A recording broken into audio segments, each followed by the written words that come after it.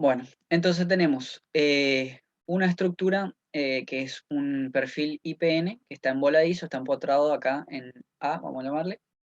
Voladizo, acá en el punto B tiene anclados dos tensores hacia abajo, y acá está el punto C, que es el extremo, digamos, el extremo libre.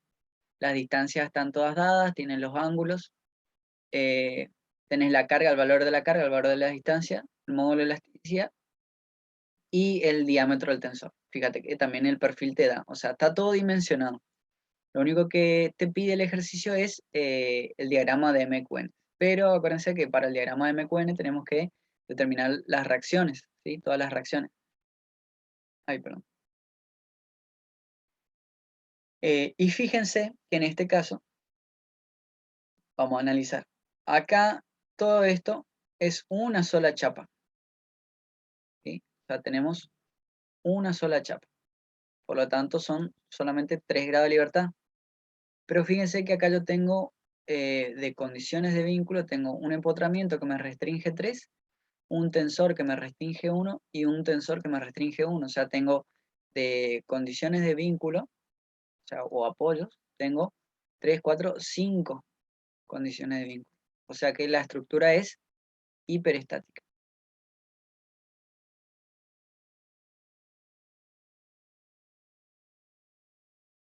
¿Qué implica eso? De que yo, para calcular las reacciones, que son lo que yo necesito también para determinar las solicitaciones de MQN, no voy a poder utilizar las ecuaciones de equilibrio comunes, las tres que conocemos, sino que voy a tener que agregar otras ecuaciones, que son las ecuaciones de compatibilidad o de deformación. Bueno, eso es lo principal que habría que ver siempre. Es decir, te pide MQN, bueno, tengo que calcular reacciones. Para calcular reacciones, verifico la isostaticidad y veo qué método utilizar. Si era isostático, tenía que calcular sumatorio de momento, sumatorio de fuerza en X y en Y, y listo. Y ahí iba a poder obtener las reacciones. Pero en este caso, como es hiperestático, antes voy a tener que obtener el valor de esas, ¿cómo se dice? De esas, eh, uy, no me sale, de las reacciones que no conocemos, y ahí recién voy a poder calcular eh, el MQN. A ver, vamos a sacar todo esto. Bien. Ese análisis hay que hacerlo siempre, digamos. Como necesito MQN, necesito las reacciones, para las reacciones veo qué método usar. En este caso no puedo hacer directo, voy a tener que calcular antes las reacciones por otro método. Entonces, en este caso, lo más conveniente, fíjense, es determinar esas reacciones extra, digamos, a las incógnitas que están sobrando, por un método de deformación, por ejemplo, elástica. Y en este caso podríamos hacer, por ejemplo, la ecuación diferencial de la elástica, o bien utilizar tablas. ¿Cómo vamos a aplicar eso, digamos? En teoría, las ecuaciones de compatibilidad lo que hacen es igualar deformaciones y determinar algunas de estas reacciones que están en los tensores, por ejemplo, como fuerzas, ¿sí? Una vez que nosotros las tomamos como fuerza, después sabemos que, digamos, una reacción. En este caso, lo que vamos a analizar es que a, esta, a este par de tensores, nosotros sabemos que están actuando una tensión acá, T1, vamos a llamarle T1, y acá también una tensión T1, ¿sí? ¿Qué es lo que hacen? Tratan de impedir el movimiento de la chapa sí, de la chapa del perfil. ¿Y el perfil cómo se está moviendo? Fíjense que tiene una carga distribuida arriba que va de arriba hacia abajo. Entonces el perfil trata de ir hacia abajo, ¿sí? Trata de hacer este movimiento hacia abajo. Entonces, ambos tensores tratan de impedir ese movimiento y lo contrarrestan, digamos, tratan de ir hacia arriba. En ese contrarrestar, entonces los tensores quedan comprimidos, ¿sí? Entonces, qué es lo que vamos a plantear, digamos? Es que estos tensores, estas fuerzas que están ejerciéndose en los tensores, La vamos a reemplazar por una sola fuerza, ¿sí? Como conocemos los ángulos, digamos, va a quedar como una composición de fuerza nada más, a la que vamos a llamar X. Uy, qué quilombo. X, ¿sí? Y esa fuerza X es la que va a estar tratando de ir hacia arriba, evitando el desplazamiento del, de la viga. Entonces vamos a dividir, como vale, en este caso es válido el principio de superposición de efectos, lo que se hace para determinar estas reacciones incógnitas utilizando tablas de elástica. Lo que hacemos es valernos de este principio de superposición de efectos y dividir en estados a nuestra estructura. Es decir, estados de carga en donde solamente haya una carga, la cual sea compatible con alguna de las cargas que están dentro de las tablas, ¿sí? Nosotros en esas tablas, acuérdense, vamos a llamar estado 0 a la viga empotrada libre, ¿sí? Que tiene una carga uniformemente distribuida. Este caso está dentro de las tablas de elástica y podemos utilizar. Entonces, esta viga se deforma así, ¿sí? ¿Y qué nos interesa acá? Este punto, el punto B. ¿Por qué nos interesa ahí? Porque ahí es donde nosotros vamos a hacer la igualdad, o sea, vamos a hacer la ecuación de compatibilidad en ese punto. ¿Por qué? Porque vamos a tener la fuerza X para despejar. Bueno, entonces en B a mí me interesa saber el valor de delta de Q, ¿sí? O le podemos llamar delta 0 también, porque es del estado 0, ¿sí? Eso entramos a la tabla y vamos a ver después cuánto vale. Siguiente estado, estado 1, va a ser la viga empotrada, pero ahora la carga que nosotros le vamos a poner es esta fuerza X, está yendo hacia arriba, ¿sí? Y esa fuerza X me genera una elástica de esta forma, ¿sí? En donde en el punto B, el descenso o la deformación que tiene va a ser delta 1, ¿sí? Entonces, el efecto real que va a pasar, fíjense, va a ser la combinación de estos dos estados, ¿sí? El delta 0 que está bajando y el delta 1 que está subiendo, me terminan de dar el delta en B, ¿sí? Que va a ser justamente este estado combinado, es la viga en voladizo con la carga Q acá y la carga y la fuerza X. ¿Cómo termina quedando? Ahora vamos a ver. Lo más probable es que los tensores al estar comprimidos se deforman, por lo tanto sí o sí la viga va a ir un poco hacia abajo. Y este va a ser el delta total, digamos, ¿sí? Este delta total es el que nosotros suponemos que es igual a delta 0 menos delta 1, ¿sí? Esta es nuestra deformación. Pero ¿qué pasa? Este valor, este delta total, tiene un valor, que el cual nosotros no lo conocemos. En otros ejercicios donde se usa tablas de elástica, por ahí es más fácil, por el hecho de que en este punto B, en vez de haber dos tensores, hay un apoyo simple, por ejemplo. Entonces nosotros nos aseguramos que en el apoyo simple no hay desplazamiento, entonces el delta T es 0. Pero en este caso, como hay dos tensores, hay un desplazamiento, es decir, delta T tiene un valor que va a ser igual a un valor que vamos a hallar acá. Delta T es un delta, a ver cómo lo podemos llamar, delta L total vamos a poner, ¿sí? Que es la variación de la longitud de los tensores total, ¿sí? Que vamos a analizar también cuánto vale. Es decir, en síntesis, la ecuación de compatibilidad va a quedar delta L total igual al delta 0 menos el delta 1, ¿sí? De esta ecuación, nosotros tendríamos que poder despejar el valor de X, que es nuestra incógnita en este ejercicio, ¿sí? Entonces, vamos a ver de tabla. Ahí, voy a abrir las tablas acá que tengo. De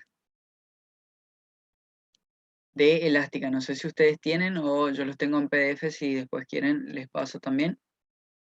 Igual es PDF escaneado de las tablas nomás. Pero tengo el libro también de donde sale, así que por ahí es un poco mejor, pero sigue, el libro sigue siendo escaneado, así que no es que... A ver. eh, ahí están. ¿Están viendo las tablas? Sí, sí se ve. Bueno, conocen estas tablas, ¿cierto? Las tienen.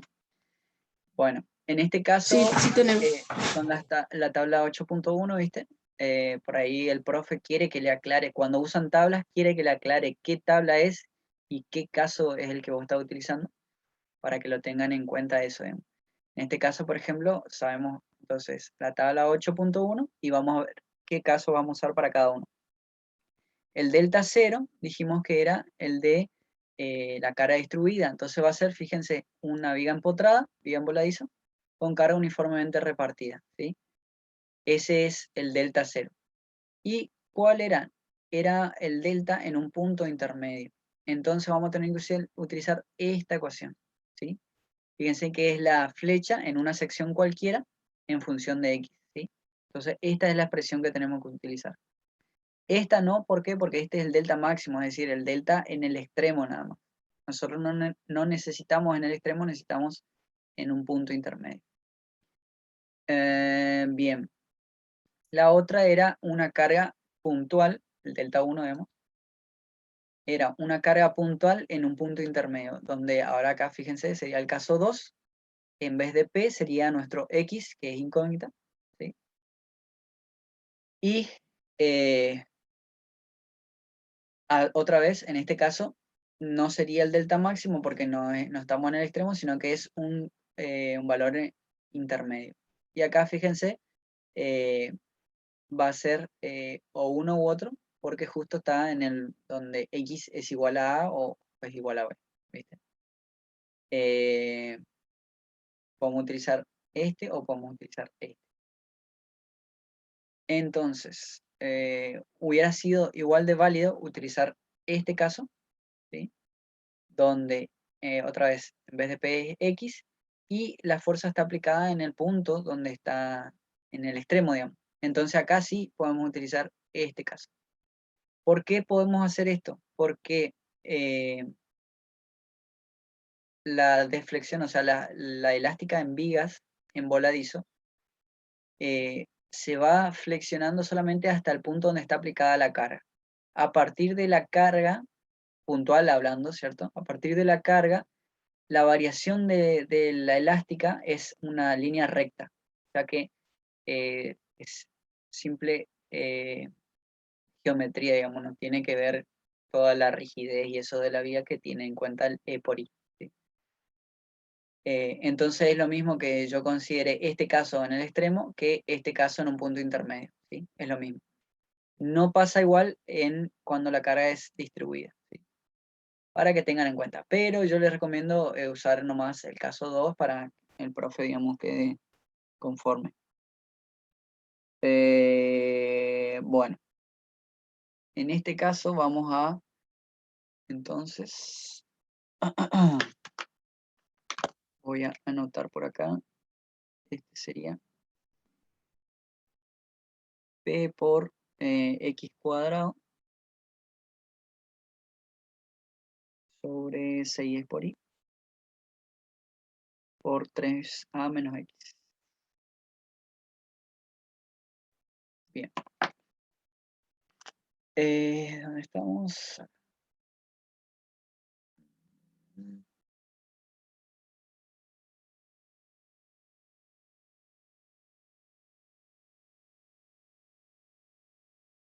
Bueno. Entonces, para este caso, el delta 0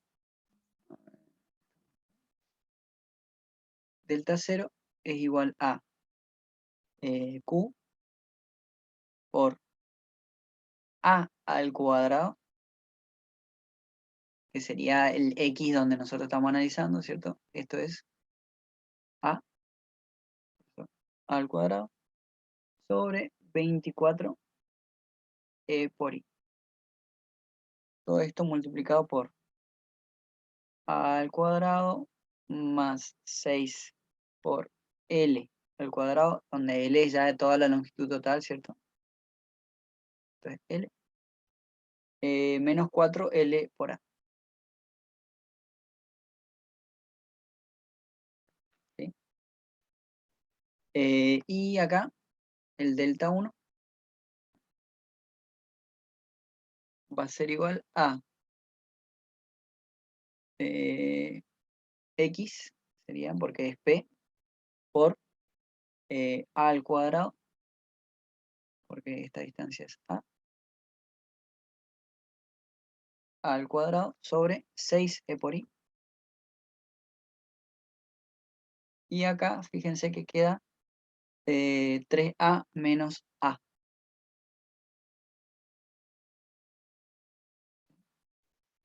Bueno, entonces, como primer paso, ahora una vez que tenemos esto, ¿a dónde tenemos que llegar? A esta ecuación. A ver, ¿qué le vamos a llamar? 1. Ya tenemos esta delta 0, ya tenemos delta 1, nos falta delta LT, ¿sí? Pero a su vez, acá en delta 1, fíjate que X es una fuerza que está compuesta por T1 y por T2, ¿sí? Entonces vamos a ver primero cuánto vale X, ¿sí? De forma esquemática, nosotros, si nos paramos acá en el nudo B, yo voy a tener un tensor, el otro, y acá yo tengo T1 en este, dijimos, T1, acá, acá está X, y acá está T2, ¿sí? Y dijimos que esto era 60 y esto era 60. Se supone que esto está equilibrado, por eso nosotros en esta estructura, en este nudo, digamos, podemos plantear sumatoria de fuerzas para poder determinar el valor de X. Es decir, yo puedo hacer, por ejemplo, sumatoria de fuerzas en X, hay de fuerzas en X igual a 0, y determino la componente que tiene X sí, que tiene X justamente en la dirección X. ¿Sí? Y en este caso, fíjense que T1 y T2 son iguales y opuestas. ¿Por qué son iguales? Porque tiene la misma longitud del tensor, tiene el mismo diámetro del tensor, tienen la simetría igual, ¿sí? Es decir, está a 60 grados acá y 60 grados acá. O sea, son simétricos, geométricamente hablando, toda la estructura. Entonces, por ende, el esfuerzo que está soportando cada tensor va a ser el mismo. Entonces, T1 y T2 vamos a ver que después llegamos a la conclusión de que son iguales. Ahora, en teoría, no conocemos su valor, pero planteamos entonces. T1, o sea, para acá yo considero positivo, ¿cierto? Y para acá considero negativo. Entonces, T1, acá, digamos, y este T2, así, va a ser T1 por el seno de 60, fíjense, seno de 60, T1 es este, por el seno de 60 queda acá, menos T2 por el seno de 60, ¿sí? Esto igual a 0. De acá yo puedo sacar, fíjense, de que T1 es igual a T2. ¿Por qué? Porque se tiene que cumplir, digamos, que en este nudo esté todo en equilibrio. Entonces, por eso pasa. Ahora, sumatoria de fuerzas en I para sacar, ahora sí, el verdadero valor. Y tenemos que esto, en realidad, no es igual a 0, es igual a este valor X que nosotros estamos buscando, ¿sí? Fíjate que ambos valores se suman y podemos obtener el valor de x. Entonces vamos a tener T1 por coseno de 60 más T2 por coseno de 60. Esto es igual a x. De acá yo despejo y me queda que mi x va a ser igual a 2 veces T1, por ejemplo, por coseno de 60. ¿Sí? Ahí.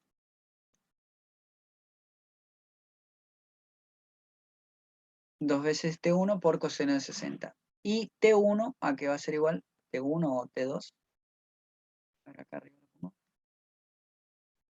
Teniendo en cuenta esta misma relación, digamos, ¿a qué va a ser igual? A x dividido 2 veces coseno de 60. Saco las dos relaciones porque después vamos a ver, una la utilizamos en un lado y otra la utilizamos en otro lado. Hasta ahí, para hallar el valor de x, ¿sí? Que era nuestra incógnita en este punto. Ahora vamos a analizar los desplazamientos de esos dos tensores. ¿Qué pasa? Yo tengo acá mi tensor y acá tengo mi otro tensor, ¿sí? Dijimos que estos dos, este era el punto B, y este punto B se desplazaba a un punto nuevo, B', ¿por qué? Porque toda la viga descendía. Entonces, fíjense, a este valor es el que nosotros le llamábamos delta L total, ¿sí? Que era el desplazamiento delta en B, ¿sí? Pero en los tensores, fíjense que si los tensores no se acortasen, yo puedo agarrar y, por ejemplo, con un compás, como que pongo acá una punta y acá la otra punta, y yo veo, así, trazando acá que pase por B, veo que se mantenga, digamos, su longitud. Es decir, esta línea auxiliar que yo tracé acá, ¿sí? Línea de puntos, es el mismo tensor con su misma longitud total, pero que esté pasando por B, ¿sí? Entonces fíjense que ese es la primera deformación que sufre el tensor, es decir, gira a través de su apoyo, digamos, hasta pasar por B', ¿sí? Y después, en ambos tensores pasa lo mismo por el hecho de que son ¿cómo se llama? Simétricos. Entonces, pero el extremo del tensor, le vamos a poner B', por ejemplo. El extremo del tensor no queda ahí, queda acá. Entonces, para pasar de B' a B' se tiene que acortar. Y ese acortamiento que sufre el tensor lo vamos a llamar delta L, ¿sí? Y a la longitud total del tensor lo llamamos LT. ¿Ok? Ambos tensores tienen la misma deformación, por lo tanto, acá como les decía, más o menos así, este va a ser igual, y acá también, esto de acá también va a ser delta L. Haciéndole un zoom a eso, vamos a tener B, B', ¿sí? Y acá, fíjense, vamos a tener el B doble prima, y del otro lado también, B doble prima. Entonces, ahí yo tengo esto así. Sí, Pablo, ¿Sí? hay una cosa que no entiendo. Por ejemplo, si los tensores están abajo, Sí. no entiendo cómo funcionan esos tensores, no lo están estirando para abajo a la viga, o sea, ¿cómo hacen para que no, para sostenerlo, como funcionando como columna, parece? Claro, porque, o sea, por ahí a mí me pasaba lo mismo. Yo me imaginaba un tensor como un cable, ¿cierto? Sí, Pero así. los tensores son los hierros, estos que se usan adentro de las vigas de hormigón. O sea, son Sí, hierros que tienen cierta rigidez, ¿viste? sí. Esos son los Ah, tensores claro, no que son vemos, cables. claro. Entonces, al comprimirse o al estirarse, funciona así, esos son los tensores, digamos, ¿entendés? Ah, Entonces ok. sí, funciona así como si fuese una columna, digamos. Ujú, sí, Pero bueno. como son muy finitos, digamos, eh, Yo lo considero, si lo dice tensores, sí. claro, son tensores por eso. Eh, pero no tiene la misma resistencia que una columna con mayor Claro, diámetro, digamos. sí. Bueno. Entonces, ¿se entendió eso? Digamos? O sea, no es Sí, que se flexionan por ser cables, digamos, o sea, son rígidos, por ujú, eso son son dos hierros. rígidos. Sí, Bueno, bien. Eh, además, bueno, justamente, como son de tan poca sección, eh, todo el esfuerzo al que están sometidos es o compresión o tracción. Si era una columna que tenga un diámetro mayor, digamos, ahí podría llegar a producirse el pandeo, ¿viste? Entonces en una parte vamos a tener compresión y en la otra tracción. Bueno, eso tiene que ver, digamos, para diferenciar una columna de un tensor, digamos, que la sección es tan pequeña que yo puedo considerar constante todo el esfuerzo, o compresión o tracción. ¿Sí? Esa es la diferencia. Bueno, estamos acá. Este mismo triangulito es el que vimos acá. Entonces, este que está entre B y B' es el delta LT, y este que está acá es delta L. Delta L. Que a su vez, esto, como son deformaciones súper chiquitas, por más de que esto sea 60 grados, yo acá podría llamarle a este también delta L y a este también ahí, delta L. Eh, ¿Dónde estamos? Ah, lo que les decía, lo otro que tengo que calcular acá sería la longitud del tensor, que fíjense, esto tiene, ya lo armo acá, esto es A sobre 2, esto es 60 grados, y yo necesito saber la longitud del tensor. ¿Sí? Tengo un cateto, tengo el ángulo y tengo la hipotenusa. En este caso, coseno de 60 grados, seno de 60 grados, yo sé que va a ser cateto adyacente, es decir, A sobre 2 sobre la hipotenusa que es LT. Entonces, LT va a ser A sobre 2 sobre coseno de 60. Me queda 1 metro dividido coseno de 60. 2 metros, exactamente. Bien, esto es LT, que lo vamos a utilizar después. Bueno, acá como les decía, como es tan pequeño, acá yo puedo suponer que esto tiene 60, esto tiene 60. A ver, déjenme ver acá.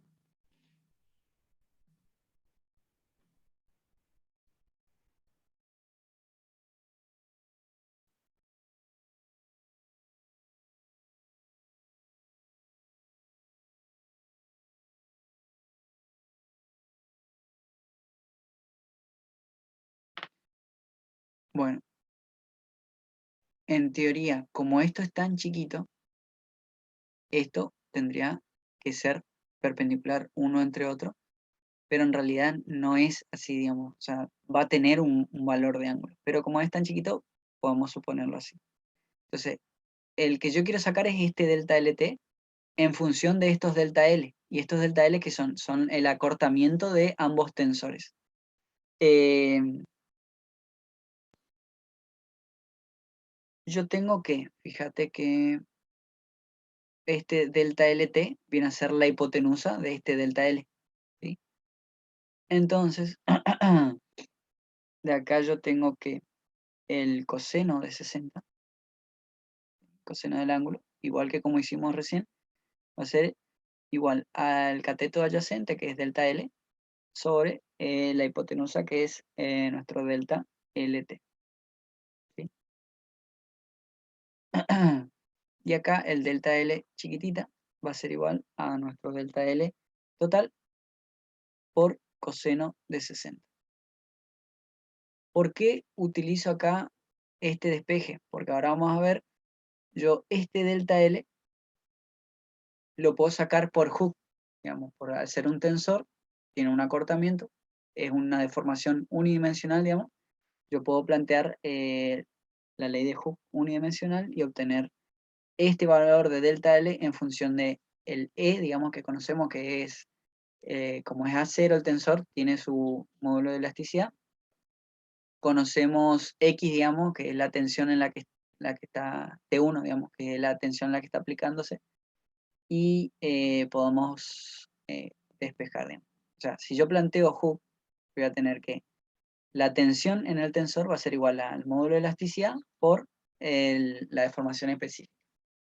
Donde esta tensión es fuerza sobre área, es decir, va a ser el T1, por ejemplo, que es la fuerza, dividido el área, que sería como un círculo, pi por diámetro, que lo teníamos, diámetro del tensor, al cuadrado sobre 4.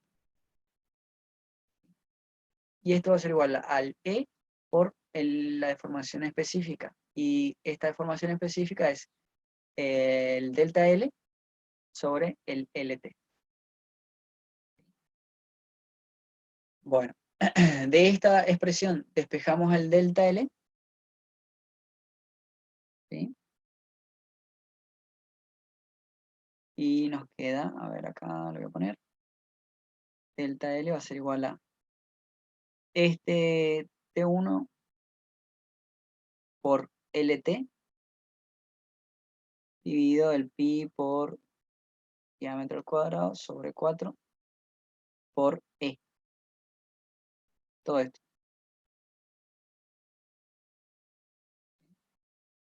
Entonces, si yo igualo esta expresión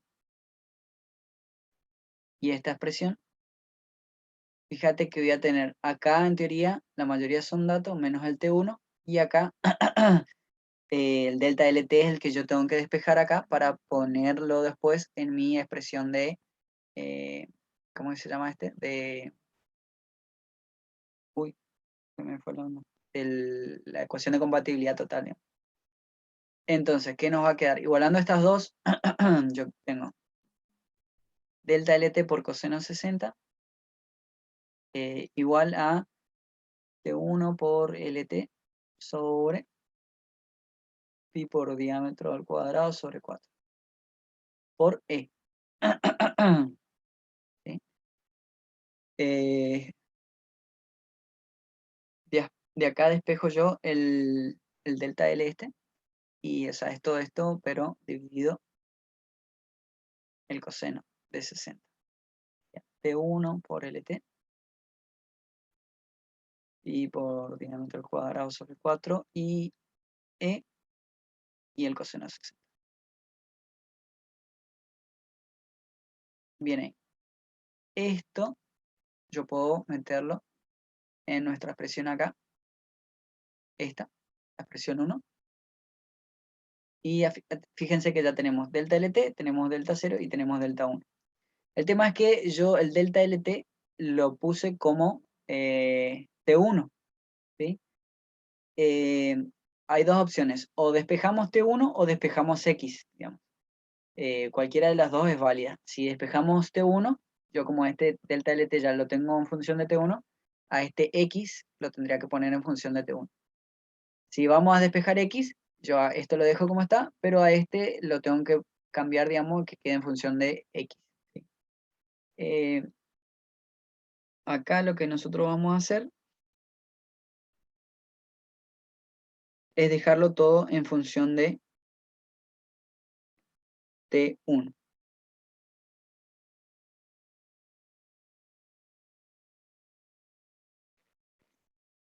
A ver, a ver.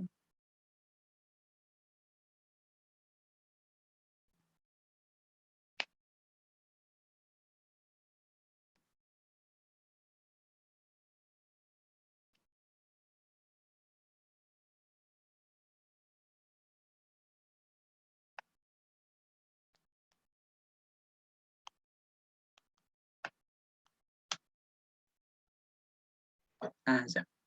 Acá lo que pasó, fíjense que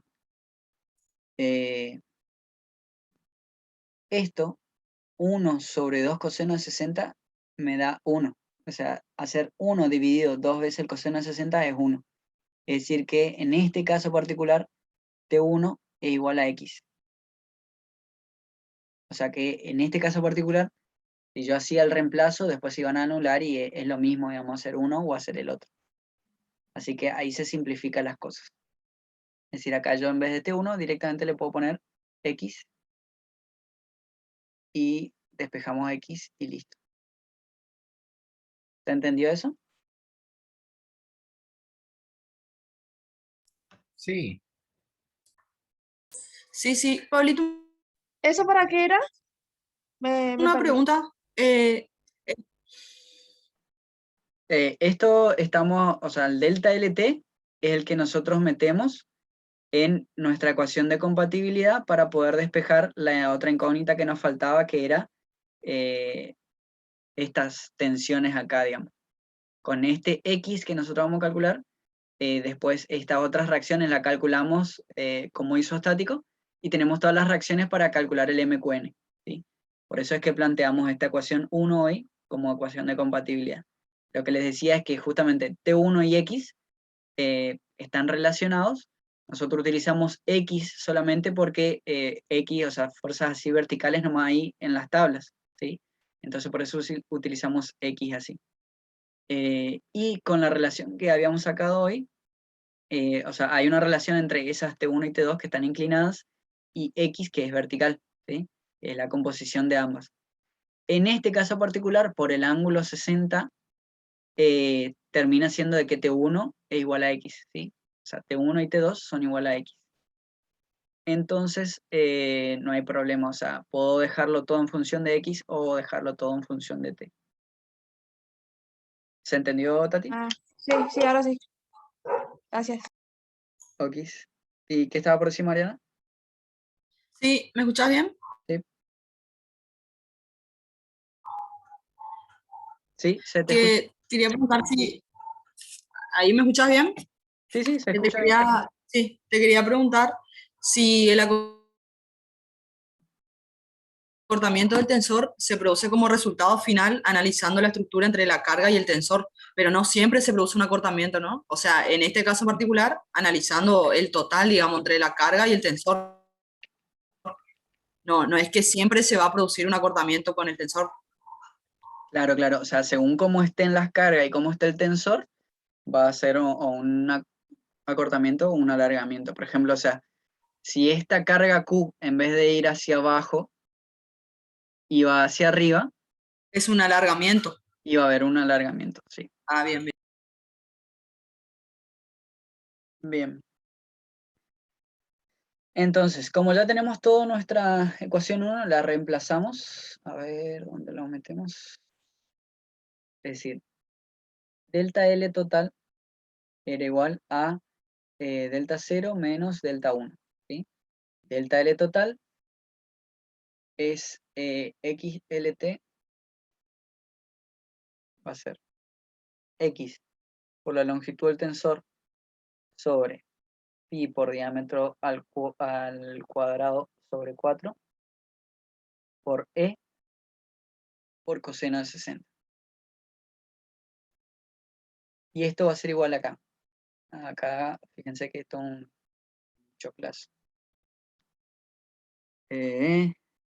Esto es Q por A al cuadrado sobre 24 de por I.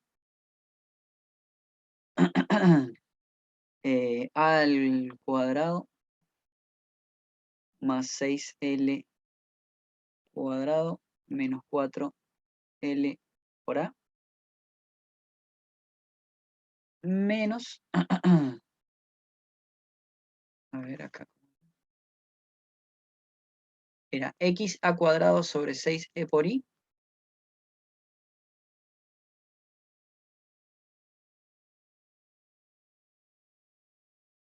por 3A menos A, quedaría 2A. Ahí está. Bien. Ojo acá, en este caso, no hay problema.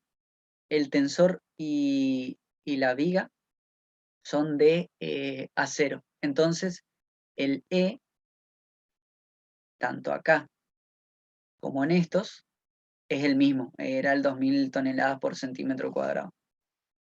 Si el tensor, por ejemplo, era de acero y la viga era de madera, el E acá tenía que ser el de la madera, ¿sí? Eso, acuérdense, esto está en función del tensor y esto que fuimos sacando está en función de la viga, ¿sí? Acá también, este I va a ser la inercia de nuestra viga, ¿sí? Que si buscamos en la tabla, ya sea en el que ustedes conocen, ese que está de todo viejito, que es el del manual del acero, o si sacan de otras tablas CIRSO, no importa. En este caso yo tengo acá anotado que el IPN 200 tiene una inercia en X igual a 2140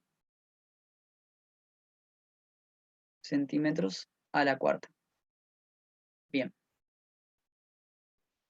Y ahí empezamos a reemplazar nomás para poder despejar nuestra incógnita, que es X.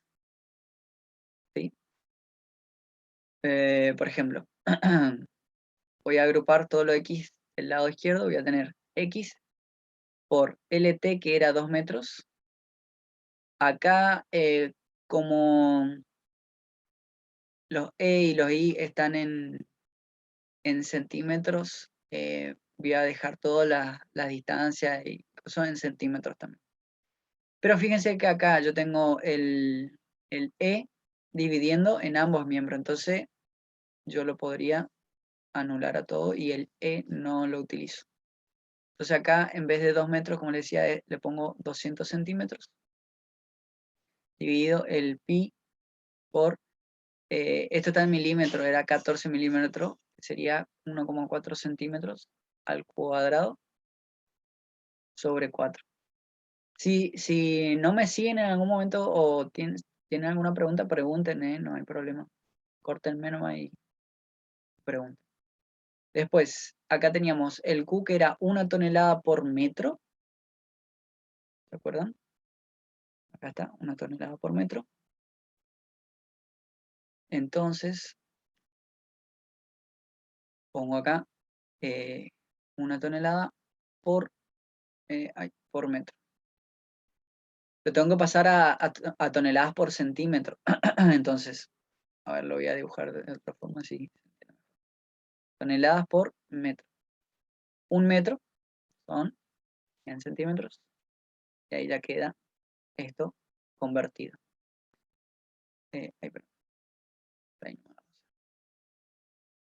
Y después acá sería 200 centímetros al cuadrado dividido 24 por el I, que era 2140 centímetros a la cuarta. Va, acá, a ver. Todo esto voy a poner más acá. Así. Acá meto este que estaba restando, paso al otro lado sumando. Sería X por el A cuadrado. Bueno, acá puedo simplificar ya, fíjense, 2 y este 6, este queda 3. Y el A cuadrado con el A queda A al cubo, sería 200 centímetros al cubo, dividido el 3 por el I, que era 2140 centímetros a la cuarta. Esto queda igual. Acá estábamos en esta parte, terminamos acá. Sería 200 centímetros al cuadrado, más 6 por, acuérdense, el L era 300 centímetros, 300 centímetros al cuadrado, menos 4 por 300 por 200. Y ahí terminamos. Todo esto podemos calcular esta segunda parte, y acá les voy a calcular también los coeficientes que quedan.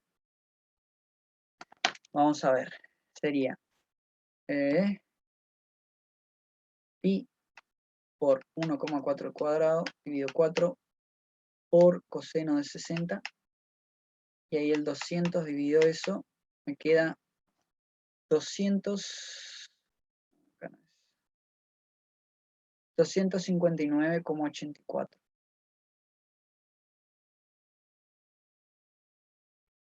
¿Y esta qué unidad es? Fíjense que acá tenemos centímetro al cuadrado y acá centímetro, entonces queda 1 sobre centímetro. Después, x, acá tenemos 200 al cubo dividido 3 por 2140, me queda 1246,11. Y este, fíjense, centímetro al cubo, centímetro a la cuarta, queda centímetros. Dividiendo. Esto es igual a todo esto que está acá. 200 al cuadrado, 200 al cuadrado, más 6 por 300 al cuadrado, menos 4 por 300 por 200. Por 200 al cuadrado por 1 sobre 100. Dividido 24 por 2140. Esto me queda 2647,98. Fíjense que todo esto es centímetros al cuadrado por centímetros al cuadrado y a centímetros a la cuarta, dividido centímetros, queda centímetros al cubo, con este queda 1 sobre centímetros. Y tonelada, digamos, arriba. Tonelada sobre centímetros. Bien. Y acá despejamos el X. Y fíjense que centímetros se anula y me va a quedar solamente en toneladas.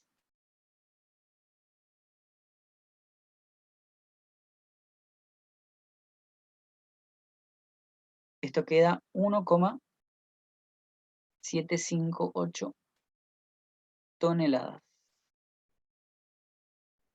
Ese es el valor de X, que es la fuerza que va reemplazando, digamos, a los tensores, y con la cual nosotros vamos a poder calcular las reacciones. Fíjense, finalizando, nos va a quedar así nuestra estructura. Este es el apoyo A. Y acá vamos a tener la viga así,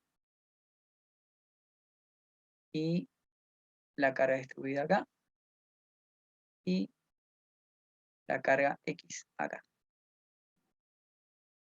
Entonces X, esto es Q. ¿Sí? Y acá teníamos que esto era, ponele con número ya. Esto es 1 metro, esto es 2 metros, esto es 1 tonelada por metro, y esto es 1,758 toneladas. Y fíjense que ahí yo ya puedo calcular las reacciones. Acá yo voy a tener un RAI y un RAX. Y un momento. Así. Acá tengo RAI, RAX y momento en A. ¿Se entendió hasta ahí? Lo que nosotros, como nosotros otra vez, repito, como tenemos que hallar MQN, tenemos que hallar primero todas las fuerzas. Todas las fuerzas serían las fuerzas actuantes, es decir, las cargas y las reacciones. Como era una estructura isostática y hiperestática, nosotros primero teníamos que despejar una de las ecuaciones, una de las reacciones, por algún método, digamos, que querramos. En este caso elegimos elástica y más particularmente utilizar las tablas directamente. Para poder utilizar las tablas de elástica teníamos que dividir en estados y aplicar el principio de superposición de efectos, con lo cual armamos la ecuación 1. ¿Sí? Con la ecuación 1 después hallamos los otros componentes teniendo en cuenta la deformación aislada o local de los tensores.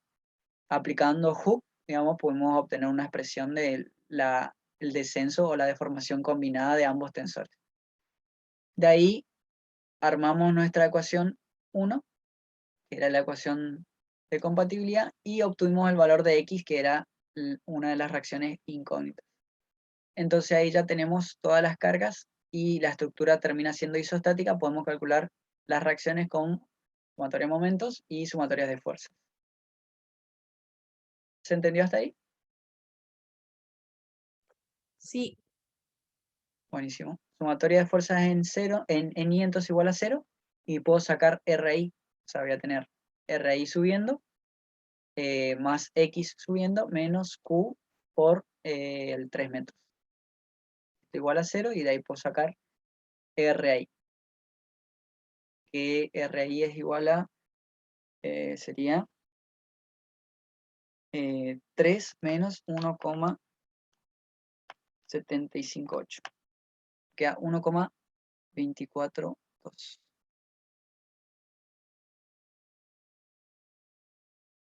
¿Estamos?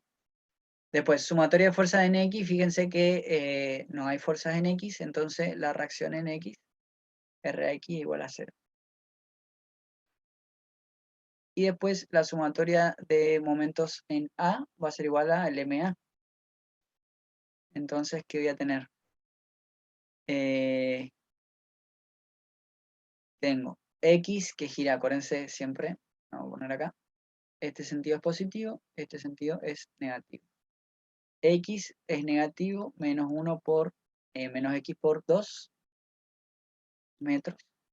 El Q es positivo, entonces Q por 3 metros por 1,5, porque está aplicado a la mitad de la luz. Y eso es igual al MA.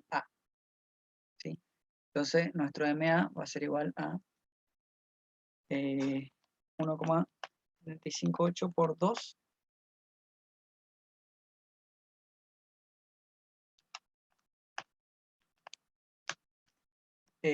Más 3 por 1,5. Queda 0,984 toneladas. ¿Estamos? ¿Está ahí? Un espectáculo. Y fíjense que me dio positivo decir que este sentido que yo opté está bien. Bueno. Una vez que tenemos las reacciones, podemos ahora tranquilamente calcular las solicitaciones. ¿Sí? Es el M, el Q y el N. ¿Sí? Vamos a calcular primero M, momento flector.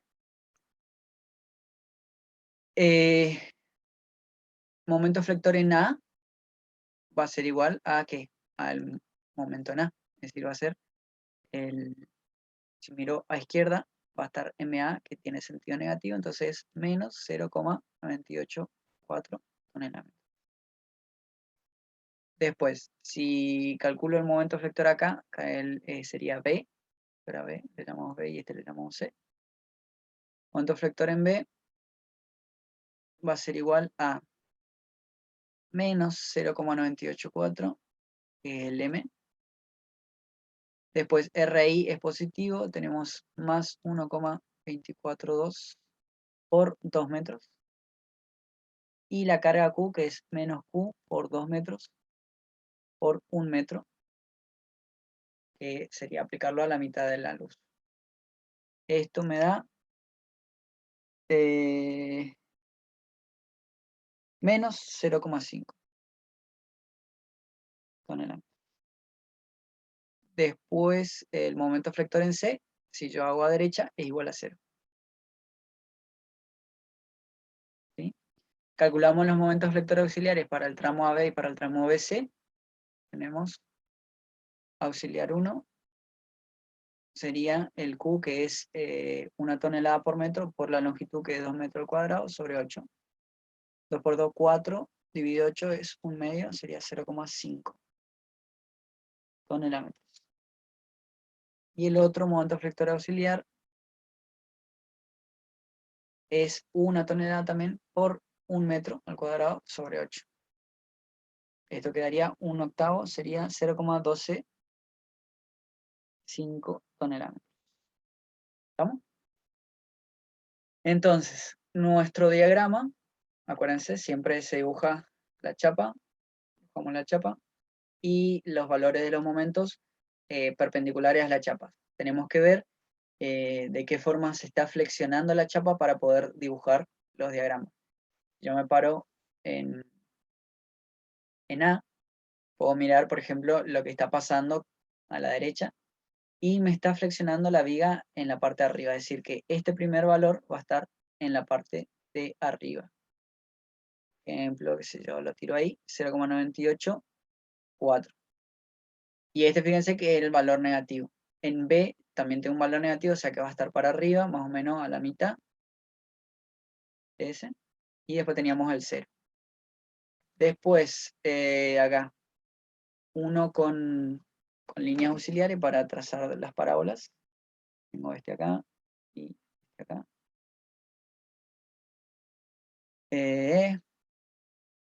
Y ahí teníamos a la mitad de la luz. Trazo 2 veces el valor del momento flector.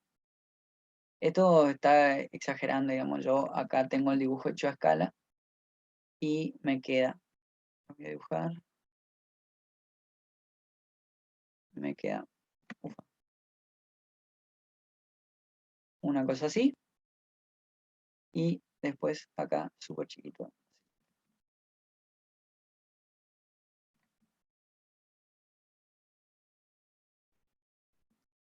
Bueno, ahí está. Me queda así. Y esto, bueno, lo rayamos así.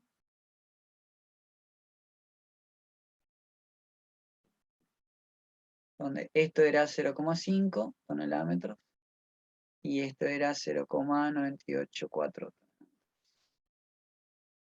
Negativo ambos. Es el diagrama de momentos flectores. Ahora, corte. Por eso corte Q, vamos a tener corte en A, está subiendo el RAI, que era 1,242 toneladas. Después tenemos el Q en B, le vamos a llamar B1,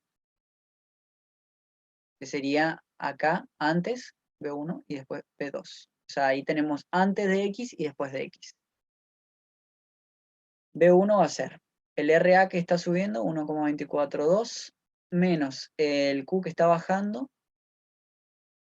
Esto me queda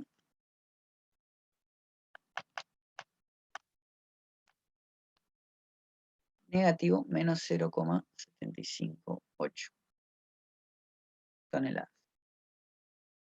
El Q en B2 va a ser igual a ese menos 0,758 y le va a estar sumando el X, que era 1,758. Esto me queda 1 tonelada. Y después teníamos el Q en C, que tendría que ser esa 1 tonelada menos el Q por 1 metro. Cierra en 0 perfectamente. Entonces, nuestra estructura quedaría así. La chapa ahí. Y vamos a hacer acá. Sube RI 1,24. Después, acá en B1 dijimos que queda menos 0,75 más o menos. Y sube y queda 1. Y ahí después unimos con líneas. Fíjense que tenemos este con este y este ahí. Y este con este. Como es la misma carga distribuida, debería quedar la misma pendiente. Acá porque no está a escala. No queda, en teoría tendría que quedar más o menos así. Poniendo de que la viga es hasta ahí nomás.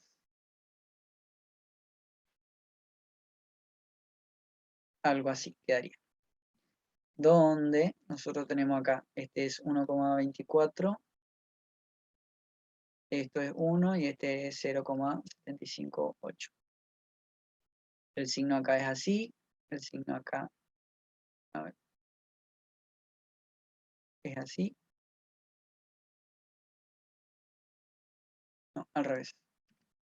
Acá está subiendo, entonces así. Y acá así. Bien, eso es corte. Ahora, normal. Acá este es un detalle que vi que en el final pasó. El esfuerzo normal en la viga es nulo. ¿Sí? En nuestra viga, fíjense, vamos a este inicial porque tenemos completo. En la viga no hay fuerzas en X. ¿Sí? O sea que el esfuerzo normal en la viga, es decir, en el perfil, es 0. ¿Sí? Pero los tensores tienen su tensión, es decir, sus fuerzas T1 están actuando en su eje, por lo tanto tienen un esfuerzo normal, ¿sí? Que en este caso, como vimos, es de compresión. Entonces, ¿qué pasó? En el examen nadie dibujó el N de los tensores. Y bueno, por eso desaprobaron. Ahora, siempre que aparezca entonces un tensor, inclúyanlo en el diagrama o en el cálculo de esfuerzos normales, ¿sí? Entonces vamos a tener el esfuerzo normal en la viga nulo, pero en los tensores tienen un valor. Vamos a ver cuánto valen.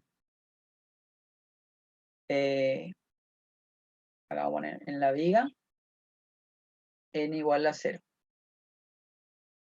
Tensores,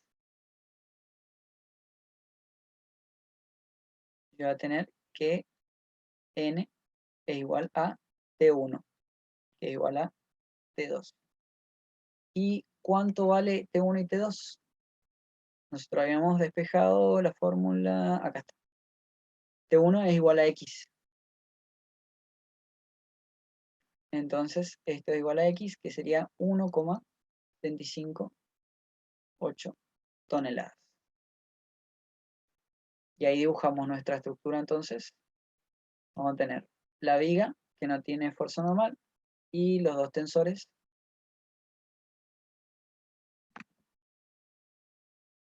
Así.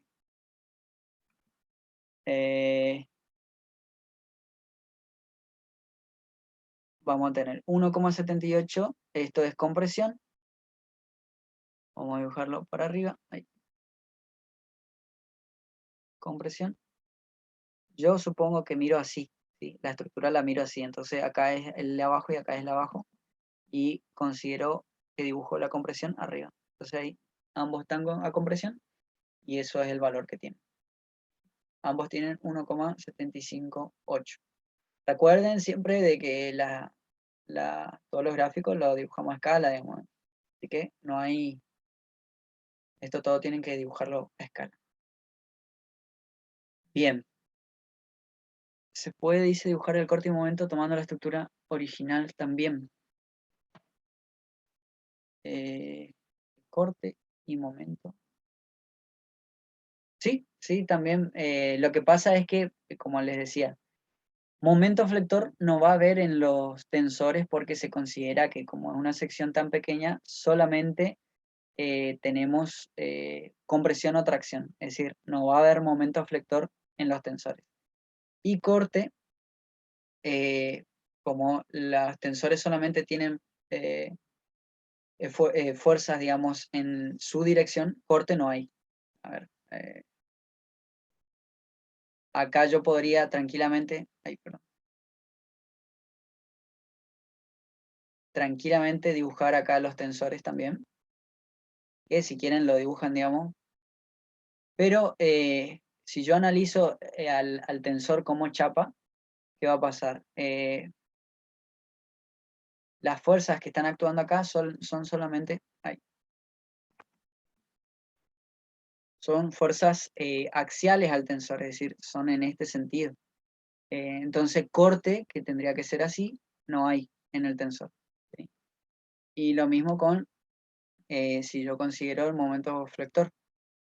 Acá voy a tener estos así, los tensores, y las fuerzas que están actuando en los tensores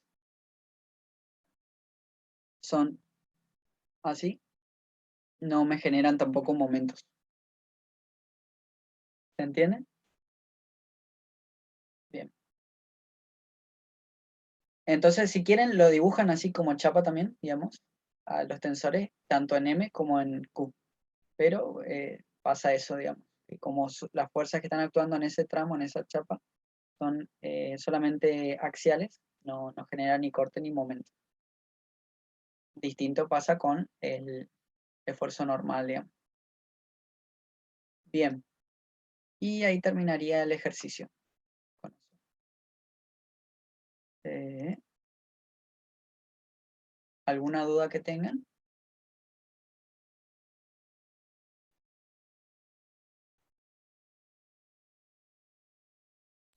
Yo no tengo ninguna. Yo tampoco, Pablito. Buenísimo. Esto, así, ejercicios de tensores, ahí suele aparecer mucho. Cosa que no pasaba antes, esto del MQN, por ahí es más riguroso ahora de que quiere que le dibujemos el N también en los tensores, así. Eso nada más tener cuidado. Y después es siempre lo mismo, o sea, analizar a ver si tu estructura es isostática o hiperestática, y en función de eso vas a ver qué análisis haces para calcular reacciones, para así poder calcular el MQN. ¿Sí? En este caso, era hiperestático, pues, por eso tuvimos que usar algún método para determinar la reacción hiperestática. En este caso usamos elástica y utilizamos las tablas. De ahí armamos la ecuación esta de compatibilidad de deformaciones y pudimos despejar las incógnitas y poder calcular todo eso que dijimos. Muy bien, señores y señoras. Si no tienen dudas, acá justito estamos en hora. Buenísimo, Pablito. Buenísimo. Gracias, che. Gracias. Está bien. Buenísimo. Yo esto grabé, así que